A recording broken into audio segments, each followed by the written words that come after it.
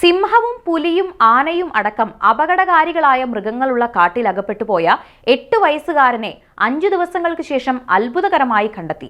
വടക്കൻ സിംബാബ്വേയിലെ മഴക്കാടുകളിൽ അകപ്പെട്ട കുട്ടി കാട്ടുപഴങ്ങൾ കഴിച്ചും കാട്ടരുവിയിൽ നിന്ന് വെള്ളം കുടിച്ചുമാണ് അത്ഭുതകരമായ അതിജീവനം നടത്തിയത്. ഡിസംബർ 27-നാണ് വടക്കൻ സിംബാബ്വേയിലെ ഗ്രാമത്തിൽ നിന്ന് ടിനോടെൻഡ പുഡു എന്ന ബാലൻ വഴിതെറ്റി കൊടുംകാട്ടിൽ അകപ്പെട്ടുപോയത്. കുട്ടിയെ കാണാതായി 5 ദിവസങ്ങൾക്ക് ശേഷമാണ് ഗ്രാമത്തിൽ നിന്നും 50 കിലോമീറ്റർ അകലെയുള്ള മട്ടുസഡോണ നാഷണൽ പാർക്കിൽ അവശനിലയിൽ ബാലനെ കണ്ടെത്തിയത്. നിർജ്ജലീകരണം ബാധിച്ച് തളർന്ന അവസ്ഥയിലായിരുന്നുവെങ്കിലും കുട്ടിയെ ജീവനോടെ കണ്ടെത്താൻ സാധിച്ചത് ആശ്വാസകരമായി. കാട്ടിലെ നദീതീരങ്ങളിൽ കമ്പുകൾ ഉപയോഗിച്ച് കുഴി ഉണ്ടാക്കിയാണ് കുട്ടി കുടിക്കാനുള്ള വെള്ളം കണ്ടെത്തിയിരുന്നത്. റിപ്പോർട്ടുകൾ പ്രകാരം മട്ടുസഡോണ ഗെയിം പാർക്കിൽ ഏകദേശം 40 സിംഹങ്ങളുണ്ട്.